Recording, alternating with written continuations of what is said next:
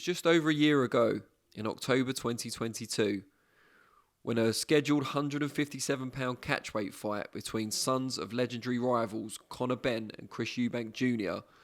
was called off, shockingly, on fight week after adverse findings were returned from Benn's drug test. Benn had apparently tested positive for performance-enhancing drug clomiphene, although protested his innocence and still does now. It looks, according to the Daily Mail's report today, that the fight has finally been resurrected and looks set to go ahead on a Matchroom show on February the 3rd at the Tottenham Hotspur Stadium. Now, since the original fight was called off on fight week, Conor Benn embarked upon a fight to clear his name, while Chris Eubank Jr. got into another fight, so his training camp wasn't completely wasted, against Liam Smith. Now, Eubank would surprisingly lose by stoppage for the first time in his career to Liam Smith in that fight. Did not look himself.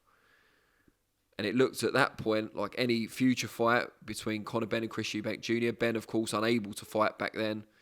Eubank Jr. having just lost by inside the distance for the first time. It looked like any hope of those two clashing was dead in the water. But time moved on. Benn was cleared, quote unquote, depending on how you interpret the statement, by the WBC, reinstated to their world rankings. And an independent panel decided to lift his suspension, at least provisionally, although the Boxing Board of Control and UKAD both decided to appeal against the lifting of his suspension. Meanwhile, Chris Eubank Jr. got revenge over Liam Smith, looked a completely different fighter in their rematch, dominated and stopped Smith, who revealed he'd had his own weight struggles in the build-up to that rematch. But Eubank Jr. came out on top, and thoughts turned once again to a showdown with the son of Nigel Benn, Conor Benn, of course. And now we hear, via the Daily Mail, that the fight is finally got a date in mind, February the 3rd, although we've often been told it was going to be either January or February. And at Tottenham Hotspur Stadium, which seems a little ambitious. A lot of the target market perhaps won't be aware of the storied rivalry between Nigel Benn and Chris Eubank Sr., but they're obviously confident, Matchroom and the fighters, about filling that stadium. And you've got to imagine it will be a success on pay-per-view. Now, there's still a question mark about which body will sanction the show. Eddie Hearn has said he wants it to be the British Boxing Board of Control, and he would like to see Conor Benn apply for and receive his new or reinstated British Boxing Board of Control licence. We're not aware yet if Conor Benn has made that application, but there is still appeals out there from both the British Boxing Board of Control and UKAD against the provisional lifting of Benn's suspension in the first place. We're waiting to hear who will judge that appeal, whether it will be heard before the National Anti-Doping Panel or whether it will go to the Court of Arbitration for Sport. But either way, I don't think there's going to be a final conclusion to this row before February the 3rd, which leads to the case that if Benn can't get licensed by the Board of Control in time for the showdown with Eubank Jr., and that Eddie Hearn has already said it's definitely going ahead in the UK, and we'll play that clip for you in just a moment, then they will start looking at other avenues, other sanctioning bodies, potentially, to stage the fight. So, they've been made aware of that. I mean, we know legally there's no reason why Conor Benn shouldn't be allowed to fight in this country. He's not suspended. So we're going to make the fight, and then we'll make our application to the British Boxing Board of Control. And I believe they'll sanction the fight. So will Conor be applying for a British licence, or will he come in on a foreign licence? I would like him to fight under a British Boxing Board of Control licence. I think a lot of it is around the timing. Whatever the board recommend, really, I don't mind. I mean, obviously, he has an international licence, so he can apply for permission to box. He could apply for his licence as well, which would be our preferred route. But like I said, my priority is to make the fight, get it signed, and then we'll announce it for Spurs or for Cardiff, and then it's over to the board. Is there any chance the board attempt to block it? And if so, would you go abroad? We wouldn't go abroad. The fight's going to happen in Britain. So that decision's up to the board. You know, if the board didn't sanction it, then obviously the fight still goes ahead. And I have to look at my position within the fight. Obviously, it might be different for Calla. But absolutely, I want the fight to be sanctioned by the British Boxing Board of Control. Legally, I believe there's no reason why it shouldn't be. But the fight will take place in Britain. And that's a given. Now, as you can see from Eddie there, he's saying with or without the Board of Control's blessing, the fight will go ahead in the UK.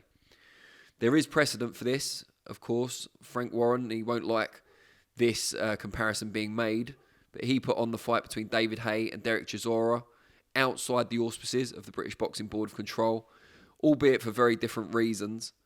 But he did so. He used the Luxembourg Boxing Commission or Authority. I'll have to double check. I think it's Commission. But he used them. They were affiliated with the European Boxing Union, as are the Board of Control. They came in, sanctioned that event. And although there were lots of threats and hints at repercussions for British Boxing Board of Control licence holders who were involved in the Luxembourg show, no one ever seemed to be punished in any great way. So there is a precedent for it, albeit it seems likely Eddie Hearn would be more likely to use the Professional Boxing Association, the PBA, as they are the organisation that sanction the Misfits shows that we already see on DAZN, and this fight will also be on DAZN presumably. They sanction those, including KSI and Tommy Fury, and the Misfits shows in general, which are promoted by Misfits Boxing. Calla Sauerland's obviously involved with them and promotes Chris Eubank Jr. So there are links there already, but Frank Warren was asked about the comparison between Haye Chisora and this potential fight and using a body outside the British Boxing Board of Control, albeit on UK soil. And he felt the two situations were very different, as you can see here. Is Chris Eubank going to do that? Because he's the one at the end of the day. Is he going to give up his British Boxing Board of Control? Well, this is it. What license? Do they risk? Will he have his licence taken away? I believe they will do, because they've changed their regulations. It's not just him, it's his trainer, it's his manager, and anybody else who's on the undercard. Calla Sauerland, the people who's on the undercard and so forth. Are they going to do it? I don't know if they're going to do it or not. If they want to do it, I can't stop them, and I've got to be honest, I'm not really interested. I think there's two issues that I find disturbing about the whole thing. And before you want to compare the David Haye Chisora fight, neither of them had licences. The board took away. No, they didn't suspend. They took his licence away. And at the question, and I asked the question at that hearing, so he can get licensed he can get licensed by another body. Do what you like, and that's exactly what he did. David Haye didn't have a licence. Yeah. Okay, that's why they didn't call him. Otherwise, he'd have been called about the fracas, but he wasn't. And personally, I didn't feel that it was I thought the hearing was dreadful the way it was conducted. It was like being on the set of Mississippi Burning. Topical reference. So you got the two failed drug tests, and whether the board should have jurisdiction to hear them, and UCAD, and they fought that. And they fought that tooth and nail for that not to happen. That's what their lawyer's done. He's done a brilliant job for them as far as his client's concerned. Sure. I don't think he's great for boxing, but as far as his client's concerned. He should have that. He should go to before the board. It's nearly, it's got to be a good sort of 18, 20 months now, isn't it? Since, I'm not sure. It may be a bit less than that, but whatever it is. So it's madness. So they should, in my opinion, he should go and get it for his own benefit and for the benefit of everyone and benefit of boxing and everybody involved.